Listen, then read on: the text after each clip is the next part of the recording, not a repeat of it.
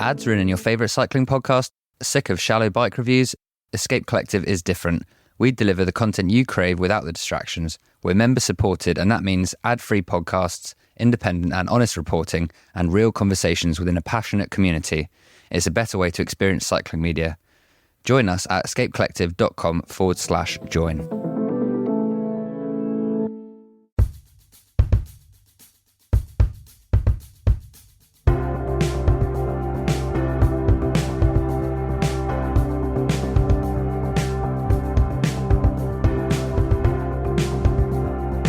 Hello and welcome back to the Wheel Talk podcast. My name is Abby Mickey. I'm joined by Gracie Alvin. Hey. Loren Rowney. Good morning, everyone. We are here to talk about women's professional road cycling, and today we've got La Vuelta a España Femenina, which started on Sunday with a team time trial. We're going to dive into it, talk a little bit about the opening stages, but today's episode is going to be a two-parter because today, as we're recording, a little bit of behind the scenes. This is a Monday morning, so the first stage is the only stage that's happened so far. And the second half of this episode will be post stage 2, after I think we will see a little bit of a shakeup in the situation, at least the general classification, and have some audio diaries for everybody. We've got a couple audio diaries on the ground from riders from Canyon-SRAM, Lidl-Trek, FDJ-Suez, Liv AlUla Jayco. So it's going to be a great two-parter of an episode for everybody today. But to start, it's the three of us in the studio, kind of, to talk about the team time trial that opened the race, which was very eventful. I think we all kind of thought the team time trial wasn't going to affect the general classification, but could make it interesting. And that didn't really happen, but there was a lot of light shed on the peloton going into this race during the TTT. So that's what we're going to talk about. I think we start with the winners, and that is Lidl-Trek by 2 milliseconds. After incredible performance going into the final stretch with 300 meters to go, Ellen Van Dijk and Eleanor Backstead crashed into the fencing.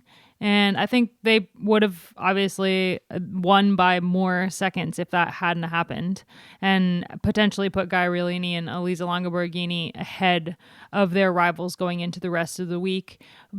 Potentially wouldn't have changed who's in red after stage 2, but it would have given them a tiny bit of a buffer, a little tiny buffer. But major bummer to see Ellen go down. You know, we love Ellen. New mom, and with big goals on the horizon for this year, the Olympic Games. So as of recording, there's no update on her at the moment. According to the team, they will inform me in a couple hours when she's up and about. But we'll talk about that on the second half of the episode. Bit of a weird one today, but I think it's fine. It's a stage race, so everything's weird. But yeah, it was really heartbreaking to see her go down.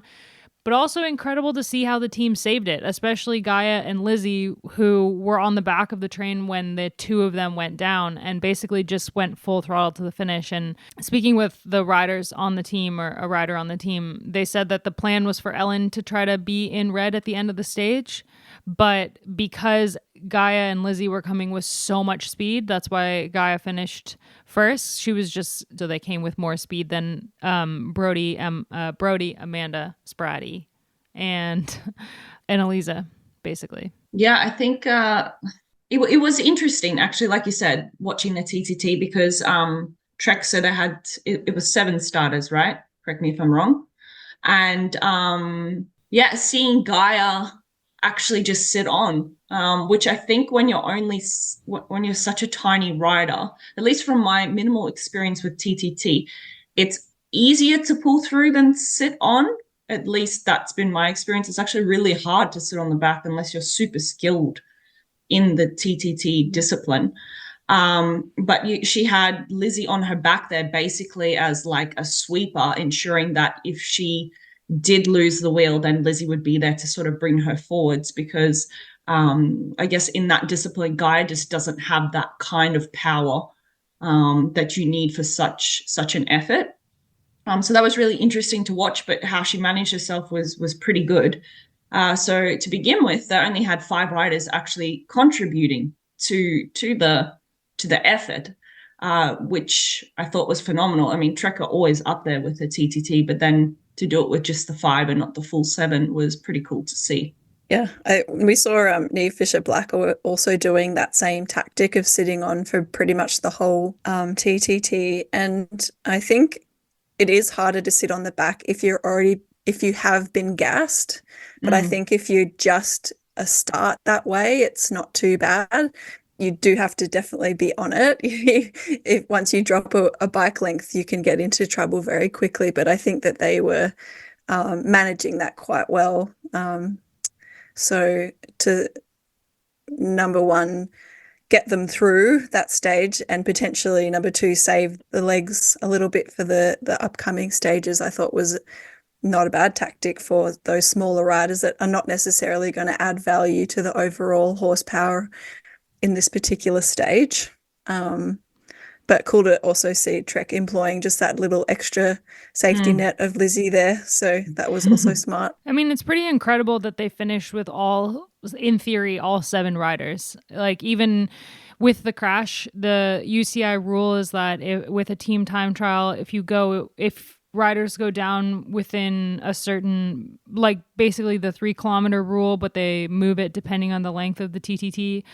If a rider goes down, they don't actually have to finish the stage to continue on to stage 2. So technically, even though Ellen was taken off the course in an ambulance, she can start stage 2. She didn't have to finish. Eleanor Backstead also didn't have to ride to the line, and both of them finished on the same time as the team when the teammates they were with when they'd crashed. So it means that all the top 7 of the general classification at the moment before stage 2 is the 7 Lidl-Trek riders, which is incredible, because if you look at the other teams that were close to them in time, like Visma Lisa Bike finished with 5, and that's still really impressive.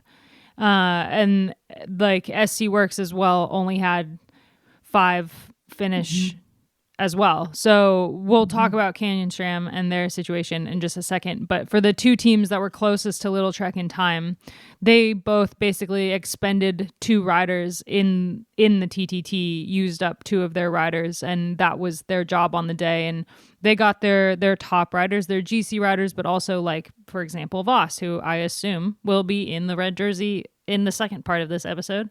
But yeah, for Lidl-Trek to have all 7 riders finish is really incredible. And to have only 5 riding really and still win is also incredible. Before we move off talking about Lidl-Trek, I just want to give a shout out to Eleanor Backstead, who has been, one of the key domestiques there, and she was really great, so strong on the day, and also had a really good performance on her own in that Borsalay TT, that Ellen won. I think she got 3rd there or something. So it's nice just to recognize those riders, and good to see her up there. Quite understated, Eleanor. Like, she's been on the team for many years at this point, and she's such a strong domestique, and she comes into a lot of these top races and is barely seen. And I think that that's just because she does such a great job in the beginning of the races. But she's really a very, very quiet asset to that team.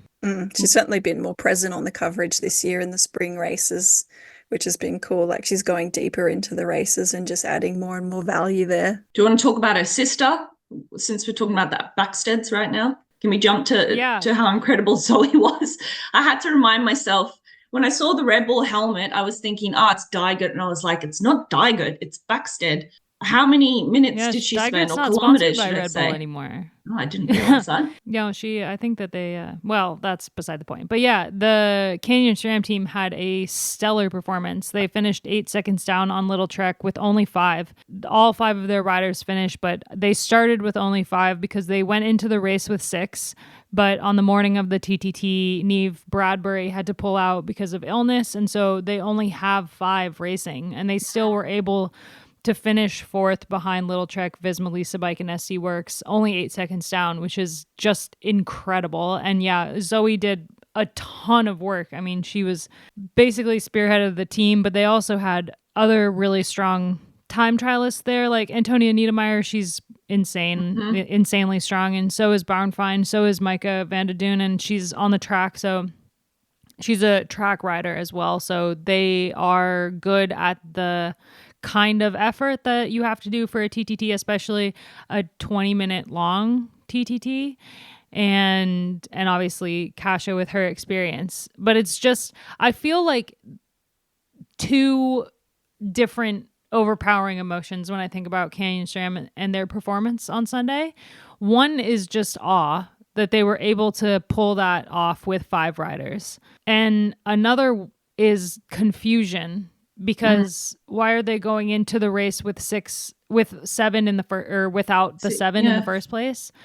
I understand having a rider get sick on the eve of the race. Like, there's very little you can do if Niamh wakes up the morning of the TT and is too sick to race, and her health takes priority. So absolutely, like, I wouldn't mess with that. But where is the other rider? They're missing 2, and only 1 got sick. And I just don't. I'm sure that there is a good reason that, like, Elise Chabbey isn't racing, for example, but she was riding so well at the Ardennes. And it's just, if you're going in with arguably the second best favorite for the race in Kasia Niewiadoma for the overall, and she's already down 2 helpers. It's just kind of a little bit of a disappointment, I think. I think it's sad she's lost one of her key climbers, to be honest. Because could you imagine if she'd had Bauernfeind, Niedermeyer and Bradbury? I would say that actually Canyon might have had the numbers better climbing again. Team than anyone else. Yeah, well, in Liège, Bastogne-Liège, they were the team who had the numbers, the most amount. And that's what I was thinking. I'm like, going into tour season, actually, they're going to be the team to almost beat in that respect, that they're going to have the monopoly. I think Bradbury's, a big loss there, but I also think that it may possibly be a good thing that they're looking ahead to the rest of the season and not cooking a few riders like Chabbey, who's done a lot in the spring. Like, there's still a lot of big races coming up this year, so I hope that's why. That's the reason to not, pad out the team and bring other riders in. Despite this being an important World Tour, I still think that they've got, a big season left to go. So it's not a bad thing either to see them just managing in that way. Is Canyon one of the World Tour teams that has the least amount on their roster? That was just a question I was wondering, because that's 100% correct. Like, there are some riders that definitely need to be rested now. But with, some of the teams I think have got 18, 19 riders now. That's more the question. Yeah, they've got 15 riders, I think. Okay. So yeah, it's a lot, but it's also it runs down pretty quickly as well. So yeah, particularly with injury or illness. Yeah. And sometimes those things aren't really publicized. Chabbey didn't post on social media anything about, like, taking a break or anything, but I was just checking her Instagram, because some riders will post, okay, spring season is done, time to take some time or something. But I mean, Gracie, that is a really good point, that it's only, April, almost May, so still early days in the season with big races on the horizon to come. Like, the tour is going to be a huge target for Kasia, I'm sure. So yeah, she'll definitely need Chabbey there. You know what's interesting about the Canyon-SRAM lineup, actually, looking at it on First Cycling, is that Sherry Bussett is still on the roster for them. Yeah, she's still riding around in that kit. So I guess, I don't know how many years her contract was, but this is her last year of I'm doing the bunny ears, the doping ban. She's signed through next year with them, in theory. For those who don't remember, last year after Tour de Normandy, I believe, she tested positive for, I think, a steroid. Exactly the same as the cyclocross rider Toon Arts, who actually just won a gravel race on the weekend, the World Cup in Valkenburg, I believe he won. Same area, same race, actually. It was just, I think he was at the men's race or something like that. Yeah, same area of the world. And I think he was at a cross race. She was at, the Tour de Normandy. And they tried to band together to to prove that it was like some kind of contaminated meat substance. Yeah, contaminated meat. But it's been kind of a quiet. I mean, it's quite rare that a woman tests positive for anything, but there's very little known about the situation, so yeah, not really to talk about it. But anyway, I was just looking at the Canyon-SRAM lineup and was surprised to see that she was still on there. Well, maybe that means as well they believe her story too, if she's still, because I think it would be within their rights in the contract to terminate. So there must be something there. Yeah, it's usually written into the contracts that if you test positive for anything, then they can strip you of the contract pretty much immediately. I'm surprised actually, like, I guess that this means that for sure Chloe Dygert is just focusing on the nationals coming up and the Olympics, because this was the race that she really kind of broke onto the road scene internationally. Obviously, as a previous world champion time trialist, she's on the road scene. But in terms of road racing and world tour road racing, she'd not done much before last year when she came to these races in Spain and almost won a stage of the Vuelta, and was really impressive in the opening stages before she ultimately left the race early. So I'm kind of surprised not to see her at this race, to be honest, but I do know that the TT coming up at nationals she in theory has an automatic spot for one of the two spots for the US at the Olympics coming up. But I know that there's a lot of weight on the time trial, the nationals time trial. And that's, I believe, like a week after this race ends, or 10 days after this race ends. So it's, she's, maybe the two things are why she's not racing in that are related. But imagine if she'd been there. Fuck, they would have won the TTT by like 10 seconds. Yeah, I'm still surprised that she was at some of those cobbled classics. Yeah. And not at a race like this, but yeah, like timing's everything. So everyone's got their own funny plans going on in this Olympic year, as we try not to mention all the time. I think we've done a pretty good job this year. There was more talk. Yeah, I feel like we really held back. Yeah. But yeah, a couple other like interesting things to pick up besides Canyon-SRAM in there, like going in with a little bit less horsepower than other teams. You also had, as Loren mentioned, SC Works Pro Time had Niamh Fisher-Black actually sitting on the back of the TTT, not doing really much work at all, which is very interesting going into the rest of the race. And her, whether or not like she would have been able to contribute to the TTT, or they just really wanted her to save her energy. Is she a protected rider going into the race? What does that mean for Vollering? Vollering obviously would have had to work. She's a very, very good time trialist, so she can't exactly conserve energy, and maybe she was holding back a little bit still. But that was interesting to see. What do you guys take away from that? Yeah, I think that TTT is a whole other beast, and you either have that power or you don't. Like, it's just a brutal event, even if it's only 20 minutes. So like, she might not have been able to contribute in a positive way anyway.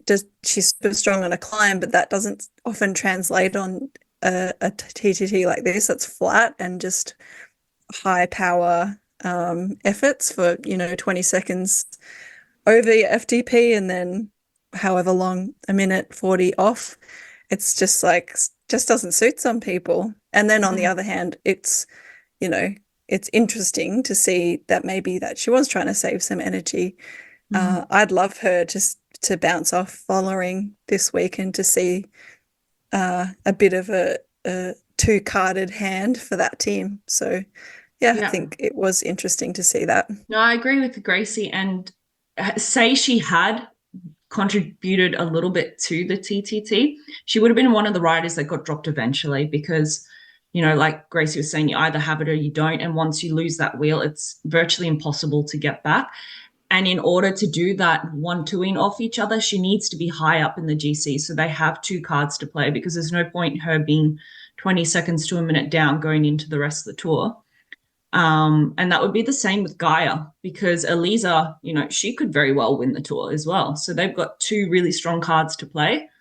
And it's going to be very exciting now that I'm thinking about it, because, the 1-2ing, I hope we get to see a lot of that. And it'd be fun to see like a Gaia versus Neve situation again. Yeah, I mean, I love to see that the team is putting this faith in Neve, because as I've said before, I feel like that they've put her in a leadership role before, but not necessarily when she was ready for it, like not emotionally or mentally, like physically. Like I feel like she knows what she's doing. She's an incredibly talented rider, but like when she was their girl at the Giro, there was not, it didn't feel right. It didn't feel like she was on her best form to take on that role. And if you're not like flying on the bike and your team puts pressure on you, it's going to feel all that more crushing when you can't actually deliver, but it's not your fault, right? I don't know if that makes sense, but maybe one of you can try to articulate it better. But I feel like now how she's ridden in the early season and what we've seen from her so far, I feel like physically she is ready to take on a leadership role with SD Worx Pro Time. And also that's the thing is like, were she on any other team and there was a leadership role put on her, like in the years, last year even, it would have been a completely different situation than if you're wearing an SD Worx jersey and you have a role as a leader on the team. It's like the weight of pressure is times 100 because it's the best team in the peloton. There's just a certain standard. If she was on like, I don't know, DSM Firmenich Post-NL, just throwing out a team, and she had a leadership role at the Giro, and she ended up 4th overall, it's an incredible result. But if you're SD Worx, it's like a whole different fish. So I feel like that was kind of watching her at the Giro and with her audio diaries and stuff. It felt like that it was a premature position for her to be on within that team physically. Not that she doesn't have the capability, like she absolutely does, and she's been that strong in the past, but it was just that year and that situation in that month where it just didn't come together. But right now, like judging how she's doing right now, it is the perfect time to put a leadership role on her or a co-leadership role with Demi. And so I'm happy to see them allowing her the space and like letting her sit on, in the hopes that when it comes to the mountains later on in the week, she's going to be one of their key riders that is going to make a difference in the race. Well, it's quite simply, it's succession planning for that team. And they have to now because everyone knows that Vollering's not going to be there next year. So it is time for Neve to step up, but it's also a bit of crunch time for that team as well. Unless they sign Kasia.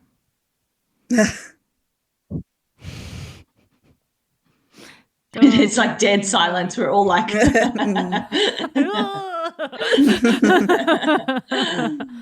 elsewhere on the results sheet, just a shout out to EF Education Canada, who finished 5th, and which is just an amazing result from a team that is not a World Tour team, and they should be a World Tour team. If you went by like points, if you went by the point structure and you tallied up the points on that team, the riders that now make up that team from last year, they probably would be a World Tour team, but they are not. So to finish 5th ahead of a lot of World Tour teams, including last year's winners, Movistar, winners of the race overall, not the TTT, Movistar, Liv AlUla Jayco, FDJ-Suez, DSM, AG Insurance, Soudal, the Roland, Phoenix de Koonik. I mean, they finished ahead of most of the World Tour teams. So pretty incredible to see, and awesome for who I assume is their leader going into the race, Kim Kadzau. She's only 9 seconds down now on the general classification going into the climbing stages. Their other potential leader, Veronica Ewers, lost 56 seconds, but I think that's probably all the better for them, actually, to maybe allow her some freedom should she want to get up the road or something along those lines. She's got a little bit of a pillow now between her and anyone else, so they won't be looking at her. But Kim, on the other hand, given how she rode in Liège-Bastogne-Liège, she's on fantastic form, so she doesn't have that much between her and Kasia in the general classification at the moment. You don't think Faulkner's going to be a bit protected as well? Yeah, I don't know. It's hard to say because she's not like really.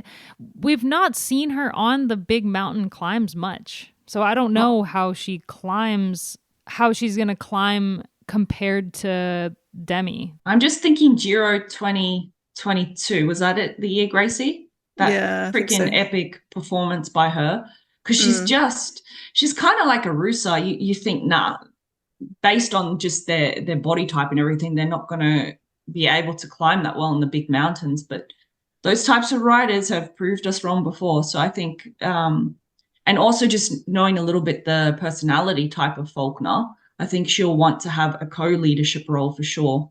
And again, another team having a couple of riders up there in the mix is going to make for a very exciting race. I just wanted to go back to actually the very start of the podcast, how you were saying with TTTs, they can be quite often boring. I found actually the results, it was just interesting to see how close it was for me, because even though it was a relatively short TTT, we've seen before huge margins between, say, first and fifth. And I think for me, I don't know, correct me if I'm wrong, this is one of the first times it's been super close between so many teams. I mean, I love a team time trial. I don't think they're boring at all. I feel like it was one of my favorite events because it's the only time you get to stand on the podium like with your team. It's just so rare that happens. If we compare it to last year's TTT that opened up the race, it was a K.5 shorter, and there was a little bit of a climb in it, but nothing too significant. Then Jumbo-Visma won the stage 1 second over Canyon-SRAM, and Lidl-Trek was third, 9 seconds down. So there were a lot similar gaps, but I mean, those top three teams on Sunday finished so close together. I mean, I'm super impressed that there's 4 teams within 9 seconds of each other. Yeah, it could this tour, is going to blow apart on certain stages, but every second does count in GC. So there were some good time losses there for some potential GC riders. I'm looking at Cavalli, Lippert, Gigante. It is tough to make back 30 seconds or even 12 or 15 seconds sometimes. So yeah, it's a brutal event for that, especially to open up a tour. But it's also fun, like you said, because it's a bit of a leveler in a way to do it in a team, not just individual. I think interestingly for FDJ-Suez, Cavalli lost an additional 12 seconds to the 9 seconds they lost as a team. And I think that they're really backing Avita for this race. I think that they're like full 100% behind Avita for as their GC rider for the race. Yeah, and it's a smart thing. You don't want to put too much pressure on Cavalli at this point. After the past 2 years that she's had, she almost needs to just come into the racing, find her feet, enjoy it again, I would say. Be back in the team environments. They can definitely use her in places, but I don't think we're going to quite see her to where she was for a little while yet. I hope someday, because I just miss her being up there. It was it was just awful timing because she was having that incredible season, wasn't she? And it was kind of like, all right, we've got the next climber. But yeah, shit happens. Well, a lot to look forward to this week. A lot of already cracks formed in the peloton. We'll be back after stage 2, Loren and I, to chat about how stage 2 went, and we'll hear from some riders about their time on the ground. Let's wrap up our bit with what we're obsessed with. I can actually go first today, and I will thank and blame Gracie for this. I'm obsessed with Megan Rapinoe now. I knew a little bit about her, but after reading the book, thank you, Gracie, also with the great book recommendation 2 weeks ago. And I'm just so into women's football. I had gotten into women's football last year, but now just after reading the story and, being a former female athlete as well, I think it just resonates. A lot of the stuff she was talking about, and I didn't realize how much of an activist she was. And then it just makes you question your time as an athlete. Could you have done more? And sort of the topics that used to frustrate you personally. And a big thing for me was actually that equality in pay was something that used to really hurt my heart. And I've mentioned it before, coming from a female-only team to then a team that was, also male and female, seeing the disparity between the two really sucked. It really sucked. And it's just really cool to see what the women's football team did in the US and took, the US Football League to court and kept fighting and fighting for what they rightfully deserved. It's it's a great story. It's relatable to so many people, despite her being, quite identifiable in some categories. Like, I think there was something in that book for everyone. But it's so infuriating, some of those parts of the book, because the three of us have been there, and lots of, a lot of sports suffer the same and still worse at the moment. But like, it's infuriating purely that US women's soccer isn't still equal, like, after all that. It's and crazy. The men's team is shit. I'm sorry.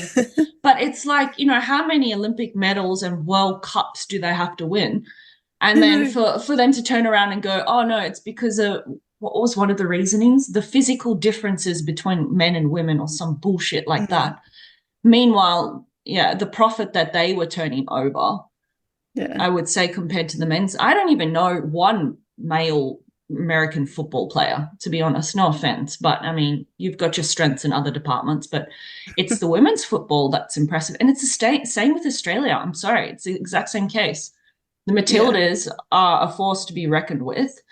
And I again, the men's team are just never going to be on the same playing field. It's just blatant sexism when it comes down to when they try and give those reasons of all the numbers and stuff. And when you look at the numbers, they're extremely entertaining. They get the viewership numbers. They're extremely marketable, and they prove that with all their endorsements and stuff. So you kind of like, well, the common denominator here is the sexism. And it's just like, anyway, one of my favorite parts of the World Cup last year was watching the games on free-to-air TV and then actually enjoying the ad breaks, because the majority of the ads included the female footballers in them. And like, I was almost in tears at some of the ad breaks, because it meant so much to me to see some of these female athletes like doing ads for, telco companies and food companies and like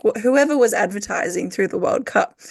And like that to me was just like a big deal, actually. And it's the reach there like that, not just the viewership numbers, that are just proving time and time again how valuable women's sport can be. Yeah, well, growing up, we didn't really see women on the Weetabix box, did we? Well, I'm glad that you enjoyed the book, and yeah, thank you. She's cool. She's like just a cool person. Like... And also she's married, right? Did her and Sue marry, or they just, I don't know if they're actually married. But then her partner is also amazing. So there's some cool female athletes around that have, they've got a vibe and a swagger, and they're just, very cool people that you want to be friends with. Like, I was just going to say that. I've got the book. The book is sitting on my bedside table in Montana, so I'm ready to read it next week when I get back, or 2 weeks from now. And I can't wait. Cool. But I mean, in terms of like women's sport and just like reach and viewership, and it's been really cool. I've talked a couple times on this segment of the podcast about the women's professional hockey league, But watching their viewer numbers this year has been incredible. Pretty much every single game they have, well, maybe not every game, but like every 3 games that they have in a stadium, they have the highest numbers of people to ever attend a women's hockey game. And the stadiums are packed, and seeing all of the little girls and boys with signs for the players, and the draft starts, I think, this week, and it's going to be really cool to see the shifts in teams and what that means for the future of the league. But I feel like right now we're in this massive boom of women's sport that is just really, really cool to live through. Really cool to see. Mm-hmm. Which sport is next is the question. Like which is the next that's going to... I'd love to see track and field kind of get a little bit more outside of the Olympics coverage, because I feel like they're one of the sports that really, all of the athletes, their livelihood is really tied to the Olympics, because it's just like such a massive stage, and how they do at the Olympics can basically set them up for 4 years before the next Olympics, or like pretty much tank their career. Mm-hmm. Oh, I was going to say, I hate to say it, but the track and field athletes at the Olympics are like the rudest group of people. Like they do not engage at all. Said the same thing. It was so disappointing. You're like, you think you're a big deal, but you're not. Like, you're just a person. And like, I don't know.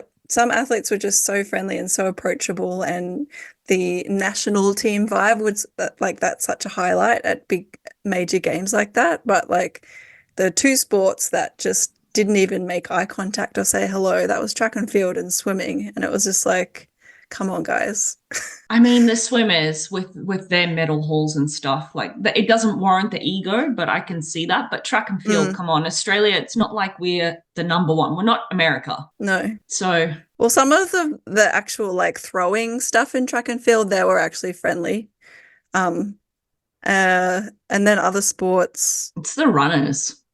Just depends, I guess, who you had the opportunity to interact with. Hannes, actually, I think for him with Team Belgium, it's not one of the bigger teams, but he got kicked off the table. He was eating breakfast, and then the men's road team came along and sat down, and then they needed a spot, I think, for Greg Manafama, and they asked him to leave the table. And I was like... Oh, poor Hannes. I feel like that's probably why he doesn't like him in a professional way, maybe. I don't know. He's not a big Greg Van Affenart fan. He doesn't rate him. Yeah, don't mess with Hannes's breakfast. Yeah. Nutella on bread. I'll go on to my obsession. I finally listened to a podcast that's been on my list for ages, called Wiser Than Me, by Julia Louis-Dreyfus. She's the actress that played Elaine on Seinfeld, and is in that show, stars in the show Veep, which is very funny. But she's got a podcast, and she interviews older women.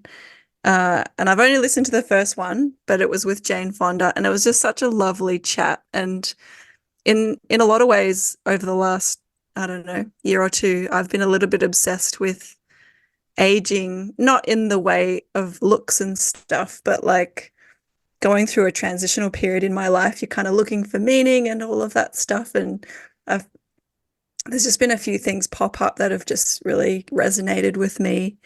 Like on the show Alone that I've raved about in the past, one of the participants who made it really far into the show, and she was one of the oldest participants. She was in her early 60s, and one of her biggest takeaways was that, you know, she'd come to a bit more peace with her aging, and the way she explained it was that she was an elder in training, and I just loved that. I just thought that was something so nice to hold on to, especially as a woman, because aging is a bit of a scary thing, mostly because of the aesthetics of it in our society. And then, I don't know, this podcast, Wiser Than Me, just picks up some of those things as well, of having these great conversations with people that, you know, have had that time to look back on their life, but they've also got lots to look forward to.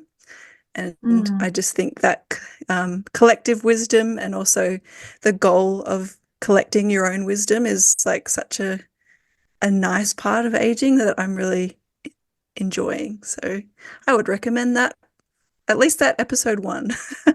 I'm looking forward to listening to the rest of them. I think I'd love that. I listened to a beautiful podcast with Jane Fonda, I think last year. I don't know who interviewed her, but she's had the most fascinating life. And I think she speaks a lot about that, and how I think she feels more valued now than when she was she's famous, a young and beautiful Hollywood actress. So, and she's one of those people who is just aging with grace, I think. Yeah, it's just nice to see that you can have value in society outside of being a young, beautiful XYZ. And I think, coming from sport and athleticism where you peak in your 20s and 30s, and I've stepped past that now, and it's just nice to see other things to be valued for, that you can set short-term goals, but also goals that you never quite achieve, which is a nice thing about life. I will definitely check that out. Thank you. I think my mum needs to listen to that, because my mum turns 70 soon, and she was saying to me how at her age she's just not seen anymore, and she feels that. She's like, and she talks about it with her friends, how they're just not seen. Even getting on the bus, if she needs help with, because she's had shoulder reconstruction, to get the groceries on the bus because she's not driving while she's in Europe. It's like people just look past her and don't help, which I found really sad. And that's mostly women, more so, I think that's than a common men. experience. Yeah. Yeah. Finishing on that touching note. Abby? Yeah, my obsession was I already told you guys about this pre-recording, but going to a bike race this weekend, a mountain bike race in Latvia, was really fun. Lila got to do her first kids race and just absolutely loved watching all the other kids race, and watching her just be totally in her element, cheering on other kids and being so excited to ride her bike is really cool. She's a huge fan of the pump track. She just like wants to go endlessly on the pump track, and it is absolutely terrifying because there's like a bunch of big kids riding around her. And actually, I was pretty impressed with how respectful all the big kids were of Lila on her little like scooter kick bike trying to go around the pump track. They were all like really, really cool about her being there, and like weren't annoyed at all when she would just like stop in the middle of the pump track and they would have to go around her. So that was really fun, but also terrifying for a mother to watch a 2-year-old like. But it was really cool. It was just it's just so cool to see them grow up and like learn how to do things and take interests in things that you're interested in. And I like can see our future going to weekend bike races with Lila. I mean, heck, if she doesn't want to race bikes, like awesome. I could not care less. But like doing cool things with Lila that we enjoy doing, and so it was really fun. And the community in Latvia is just something else. Like they're just great people. So it's always really fun to be able to come here and see the people that we don't get to see all that often, and spend time in the cycling community here. Now, Abby, I do have something that I want to have a little quick chat about. I did listen to the Taylor Swift's new album, and I have some notes. Look, I didn't love it. I appreciated it.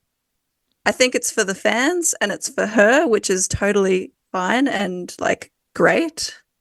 There's some good sleeper tracks in there that I think are going to grow on me. I'm going to listen to it again. I think she should do more collabs. I think that's where she should go next, because I think that could be pretty fun, because she is such a good songwriter and I like her style a lot of the time, but I think it's getting a little bit tired and that she just needs to shake it up again. And I think collabs could be the way forward, because there was some couple of fun ones on that. So overall, pretty good, but you have to, Yeah, I think that was one of the best ones. So yeah, I think if you're a super fan, it was great. I'm sure there was a bunch of lyrics in there that just went in one ear and out the other for me. I tried to pick up some of the Easter eggs. But yeah, that's my notes for you, Abby.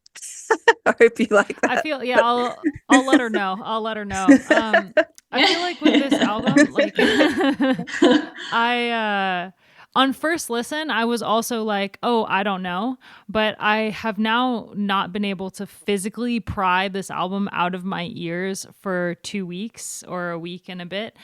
And I can confirm that this is probably some of her best work. So I really think that you need to marinate in this album. Like, I feel like the more you listen to this album, the more like little things you'll pick up and the more you'll like it. And I guarantee that if you were to listen to it like 2 or 3 more times, which is a big ask because it's 31 songs, so it's not a small listen, that at the end of it you would agree. And it's, I think, like, yeah, a part of it is for the fans, but I think a lot of it is also just this album was made like as a full-on immersive experience is the best way to put it. Maybe not, but it's not like in a world of short attention spans, and where we are like so used to scrolling social media and TikTok and these quick hits of dopamine.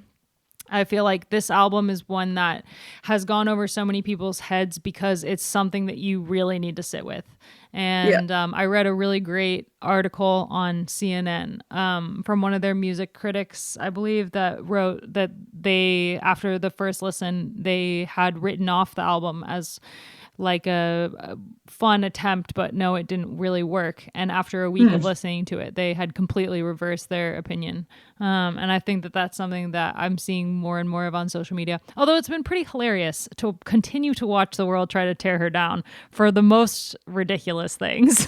Oh yeah. I still think she's amazing, and I will definitely keep listening to the album because there was plenty of good bits in it that I was like, I think I need to listen to that again. It was a good hook or a good line or whatever. So yeah, she's very clever and very talented. I agree though. Collabs would be awesome. There's so many, like, she has so many friends in the music industry that she hasn't worked with. And like, if she were to do a collab album, she could do 13 songs with 13 different styles of artists. That would be really, really cool. I remember Ed Sheeran did a collab album a couple years ago, Collaboration 6. It's like one of my favorite pieces work that he's ever done because he's also such a talented songwriter. But when he worked with other artists, it like really elevated both him and the artist he was working with.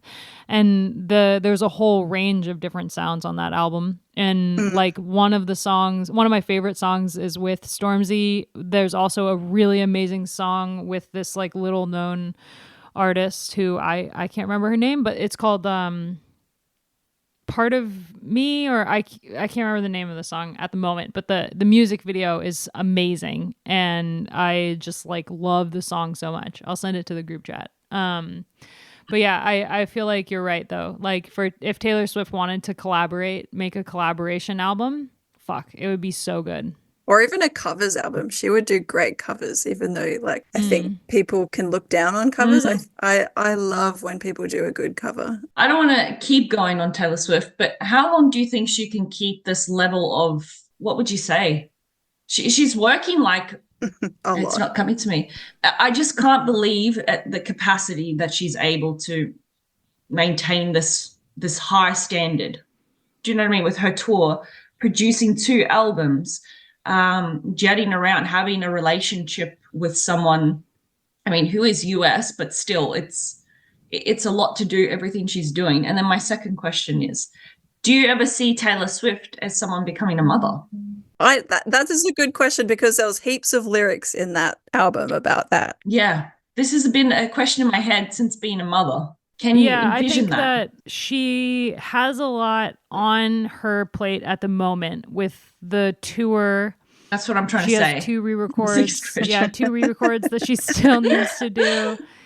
And I mean, I think Reputation and the debut album are both done. She just has to release them. And I think with her current schedule, she'll release them next year. And then maybe she'll wrap up the tour next year, but it does look like she's adding Tortured Poets Department to the set list to make it a 3.5 hour long tour. So I think that might mean that she might do a whole nother round of the tour. But I do think, and then when she's done with that, she's actually directing her first feature length film. So there's no sleep. I don't know when she sleeps. That's what I'm trying to get at, actually. When does this woman sleep? Does she sleep? Because she has to sleep. She has to sleep because she looks amazing. Because if she also works sleeping, out 2 hours a day, apparently. Fuck. I don't know. Yeah. She doesn't have kids, that's for sure. No, I mean, I think I think at some point it has to give, and also at some point she has to step away from the public eye, because I mean, I know so many people are just so tired of seeing her. As an experience that I cannot relate to in the slightest, but and a lot of it is the media attention, right? When she steps outside, the media writes 3 stories about her. What is she supposed to do? She's just trying to live her life. It's she's not doing it. She's just doing what she's doing, and everybody's freaking out. So it's not really her fault. And it's really frustrating to watch that whole narrative play out. But I do think at some point she does need to step away, just for her own sanity. And I also think that she would love to have a kid. I could absolutely see her becoming a mother. She'd be a fantastic mother. Anyone who is best friends with their mom is going to be an amazing mom. And she brings her mom with her on all of her tours and just absolutely loves her mom. And so I back it. But I don't know if that is something that's going to happen in the near future. Who knows? I think you need to put Travis Kelce a little... would be a great dad too, though. Yeah. You need to put this in the show notes. Yeah. I'm sorry. little asterisks. Last 10 to 15 minutes is... Yeah. Sorry to the listeners that don't love the Taylor Swift chat. But that was probably the longest that we've talked about her. It was bound to happen eventually. The Ed Sheeran song that I was thinking of is called Put It All On Me, featuring LMI, and it's really good, and I highly recommend the music video. But yeah, we'll wrap this up, but Loren and I will be back in just a couple seconds to talk about stage 2 of the Vuelta Femenina. And thanks you two for chatting with me about Taylor Swift, and I guess also bike racing.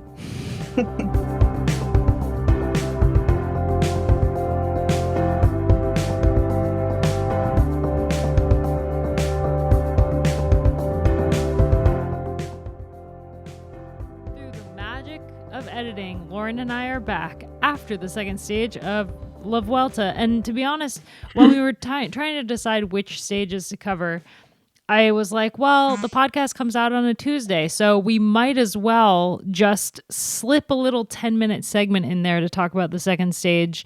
And we'll probably be talking about a Voss victory. It's probably not going to be that big of a deal, that stage.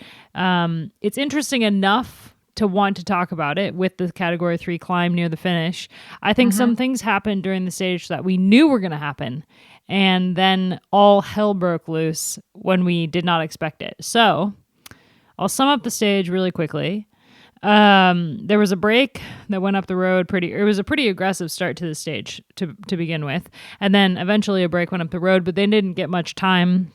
They were pulled back by the base of the category 3 climb, which was about 5-6 kilometers long. Visma Lisa bike set a blistering tempo up shelled Charlotte Kool, which was their goal. And over the top, the pressure continued. Solo break by one of the Volker Vessels riders, who that team is actually quite a interesting team, and one that they've been on the attack in almost every single race that they've done this year, which has been pretty cool. And Aniek Dijkstra in particular, she won the sprint classification at Septimana Valenciana, and she won one of the smaller national level races in the Netherlands earlier this year. So she's been having a really good season. 5th at La Semaine. I mean, just a couple really, really interesting results. So she went off on a solo mission, and for a minute there, it looked like it was going to be a close catch from the peloton that were being chased from behind by the Kool group. and chasing a solo rider up front. And then the rain started to fall. And if anyone has ever ridden their bike in Spain, even the slightest hint of rain means that the roads turn into ice rinks. So with 3 kilometers to go, we saw a huge crash that involved Niamh Fisher-Black, Lizzie Deignan, Anna Henderson, Voss, it looked like went down briefly. Vollering was caught behind it. And then with like 500 meters later, there was another massive crash that involved a bunch of riders. And after that, it was just complete chaos getting to the finish. There was one rider the Czech national champion, Jelena Erish from Movistar, who went for like a solo mission. She was caught by EF Education Cannondale, and it was Alison Jackson who rode in for the win. And the general classification also got a shakeup, with Blanca Voss taking intermediate seconds and plus the bonus seconds at the finish. She now leads the overall classification by 8 seconds, with Alison in second, Elisa Lange-Borghini in third at 9 seconds. And then there's a whole chunk of riders down to 11th place with a 9-second gap that includes Spratt, Riolini, Brodie Chapman, Lizzie Deignan, Demi Vollering, Voss, Mariana Marcus, and Eva van Acht. And so, yeah, it actually turned into quite a day. Well, like you said, it was sort of unfolding how we predicted it to unfold. You know, Visma Lease Bike taking charge to make sure that Charlotte Kool wasn't there, which they did a really good job. And honestly, towards the end, before the shit hit the fan and all that chaos ensued, they were coming back really fast, that chasing group. I think it went from 40 seconds to 20 seconds pretty quickly. And there was that moment where I think we were all thinking, if the front group just hesitates for a moment, that group's coming back, and then that could very well be for Charlotta, which would have been a huge victory for DSM, but that's just simply not how it went down. And that's all I could think as well, Abby, when I was following the race on my phone through a live sort of ticker. And as soon as they said, oh, there's a bit of rain sputtering, I was like, please just rain really hard now to wash all the oil off the road, because I don't know what it is, but it was like yesterday with Van Dijk. Well, actually, that was a puncture, but it looks similar to that when your wheel just slips out. It was like not the fault of anyone, just simply, slippery roads. And then what a chaotic finish. And I think the deserving winner was Alison Jackson, because she strikes me as a rider who thrives in chaos, and she somehow manages to put herself like in that right position, keep the brain switched on. I picked it as soon as I saw that red jersey. I was like, this is for Jackson, like no one else. I couldn't see anyone else taking the stage, and her victory was just amazing. So excited. Every time the race gets chaotic, we should automatically just think, oh, it's Alison Jackson. Because it's true. Like, Paris-Roubaix is the chaos, and the finish today was just mad. And so it just, totally, it now in hindsight, looking back, it's like, yeah, of course Alison won when so much was going on in such a short period. And in the end, Voss was even there in the group, and so was Kool. But it was so strung out at that point from the crashes and the chasing that, I mean, it was almost Erish who won the stage. Like she really capitalized on the peloton breaking apart from those crashes. And the group did catch on, but because there was riders just all over the place, it didn't really matter for Kool in the end. And I think, even if there hadn't been crashes and that group had caught back on, that Kool would probably have been cooked at that point. I don't think that where Voss is just getting kind of an easy ride up front, I don't think Kool would have had the legs to finish it off with a sprint. And I mean, DSM, like, they didn't, it didn't, like, I think if it looked like Kool had the legs to win, DSM would have sent riders back from the front group to help pull back, but they didn't. They just left it up to the riders that were in that group with Kool. Especially when it was so close, you would think that they would send riders back to help, but they didn't do that. So I think she didn't have the legs anyway. And I think, for Visma Lease Bike, it was their ideal situation where they set the pace on the climb. They dropped cool. They didn't have to pull once they got onto that flat stretch of road because other teams were like, okay, the top rider sprinter in the race is behind us now. So are a bunch of other riders. So we're going to ride.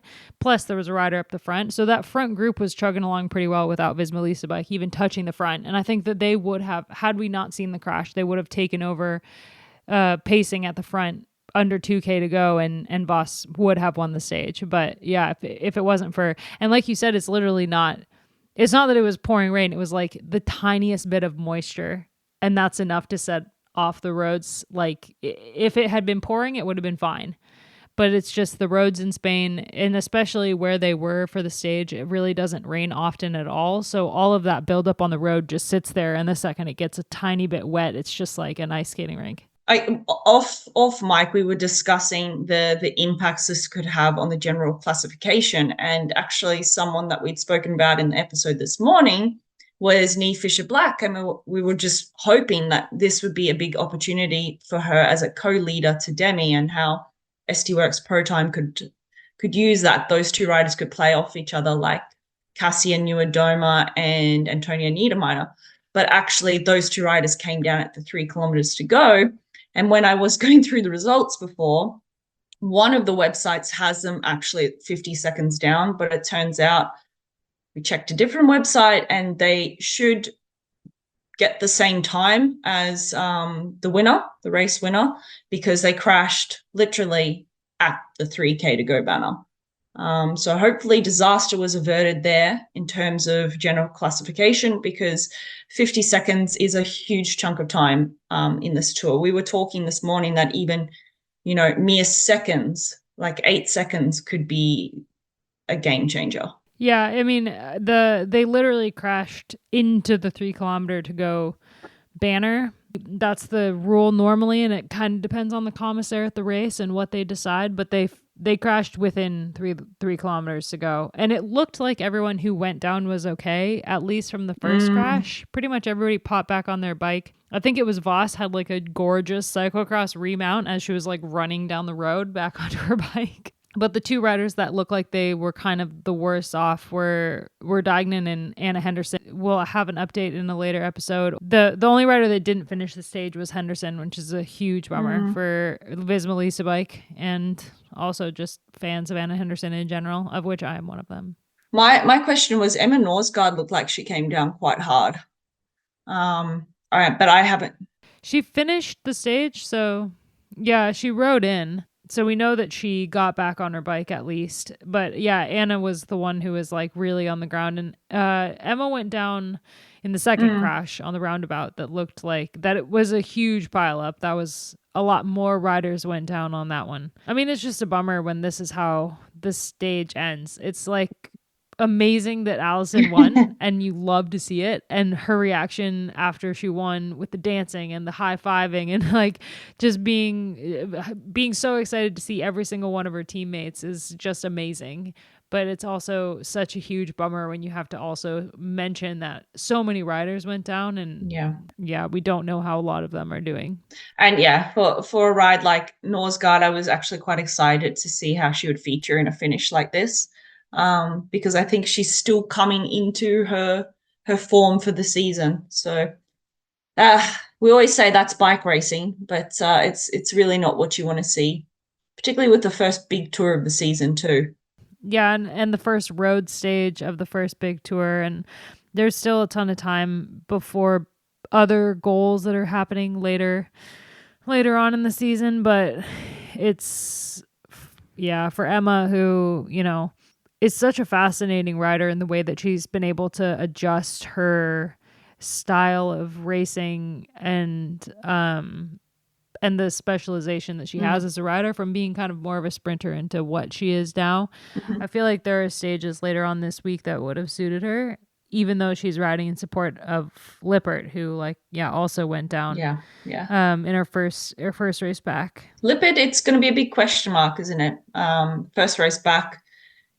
You wouldn't want to put too much pressure on a rider like that. I think for her, it would be more getting the feel to, like I was saying about Marta Cavalli.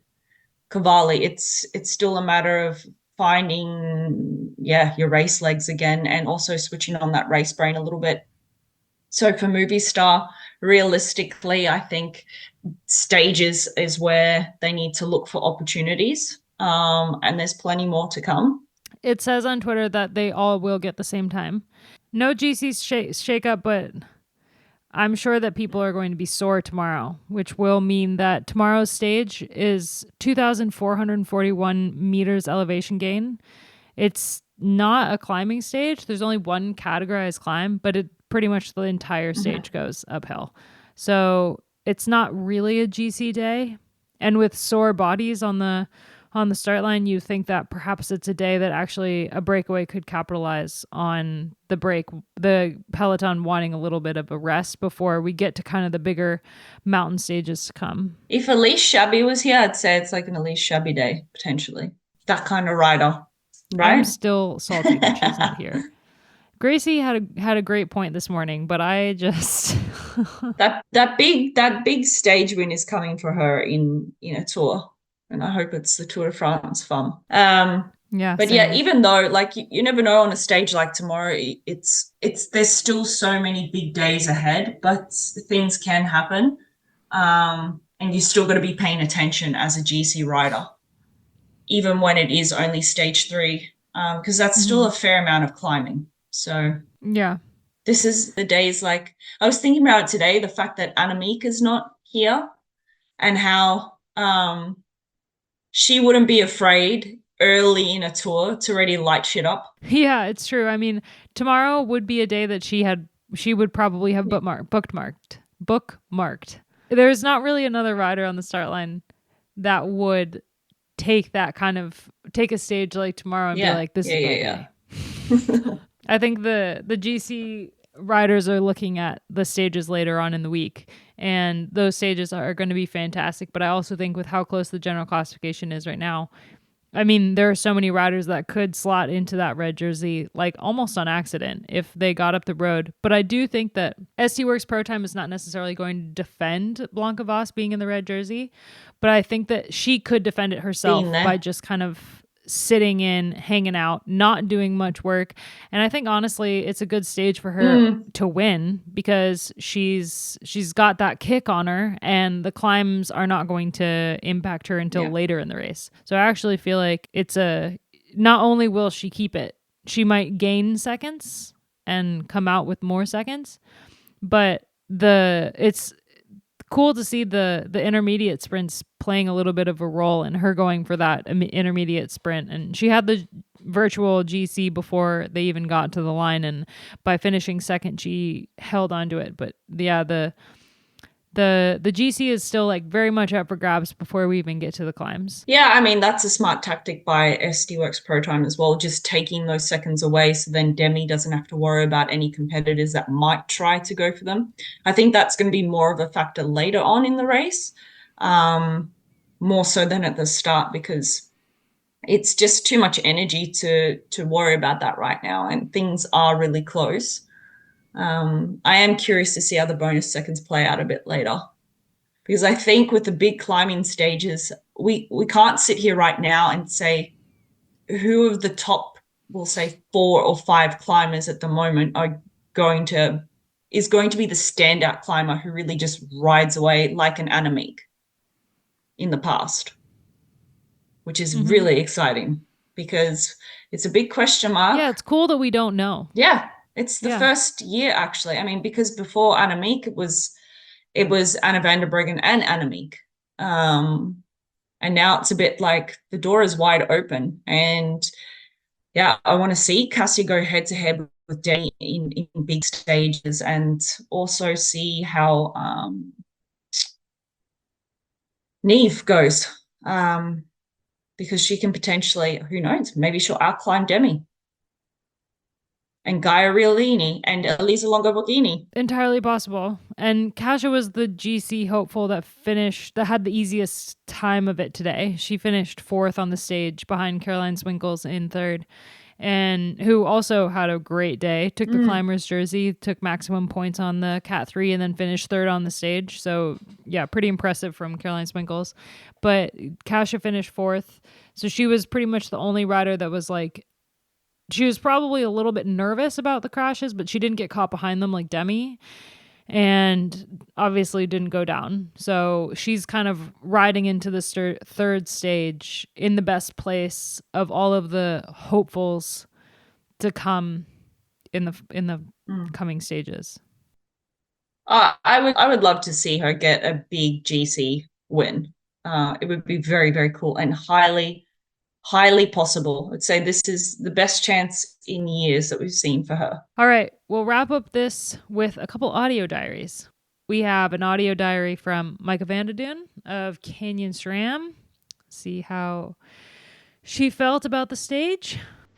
Hello from the Vuelta in Spain, together with Maike and Zoe. Hi.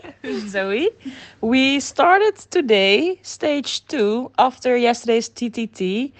The morning, around 8:30, we went for breakfast, and we have our own chef with us. So every meal is really exciting and really nice. And he made this morning some special rice pudding, omelette, and really good bread. Today's stage 2 of the Vuelta, it was not a really hard stage, but there was one longer climb in the middle. I think Kasia finished 4th today, and all the GC riders are finished in time, so we can be happy with that. Nobody is in problems or no crashes. One small crashes, but everyone is fine after today. And the best thing from today was the downhill. The downhill. When it was finally dry. The downhill was dry after the whole morning in the rain.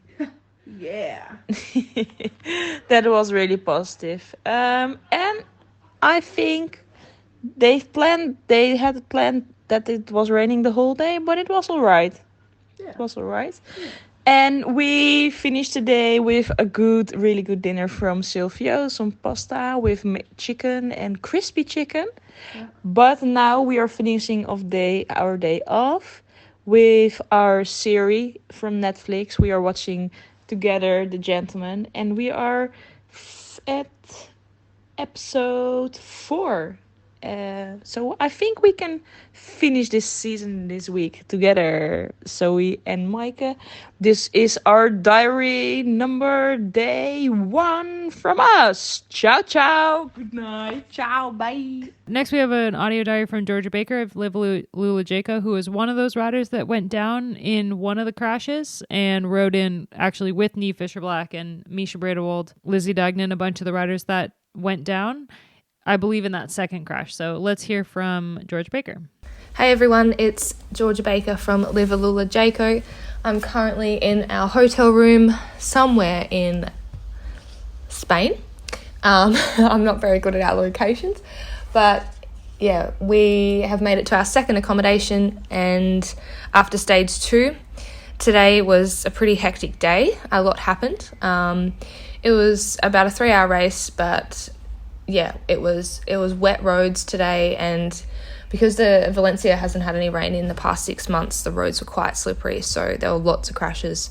Not anything too big, I don't think, but particularly going into the finale, there was quite a few, and unfortunately I was involved in one with 2 kilometres to go, so that was really disappointing for the team. The girls had worked really well leading up into the finale for me, and they had done heaps of work after the final climb with 40 kilometres to go to keep the gap from the other sprinters. So yeah, it would have been great if I could finish it off for them, but unfortunately, yeah, I came down in one of the crashes that happened.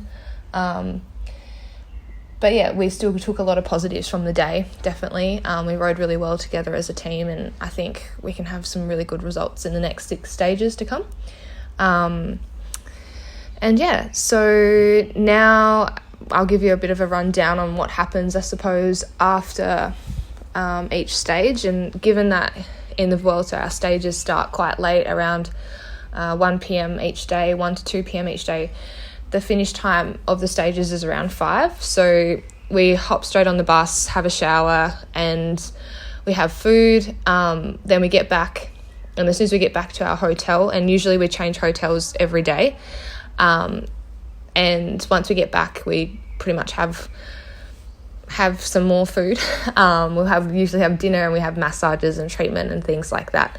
So yeah, our days kind of all flow into one, because it's just pretty much a cycle. We wake up, pack your suitcase, have breakfast, and then hop on the bus and race. Then you come back, eat, and sleep.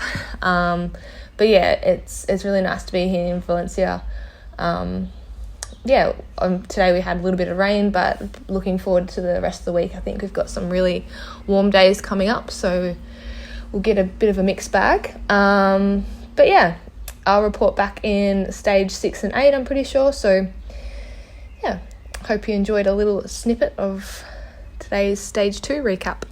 Thanks. And then we have an audio diary from Alessia from FDJ-Suez. Let's hear how her day went. Hola, Abby. It's really nice for me to have this diary during the stage race. It's my first time at La Vuelta, and it's everything a bit new because it's also my first time in a World Tour team. And for the moment, I'm really happy about that. Yesterday we did the TTT, and we came there with a lot of work, and we tried to do our best, and I think in the end we did a really good team job. So we were really happy about that and proud of each other.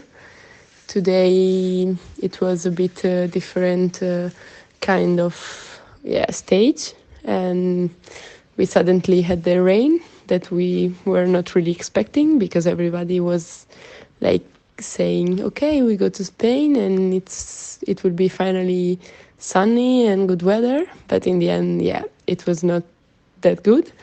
But first of all, we are really happy as a team that we could almost avoid every crash. So this is the most important thing. And then,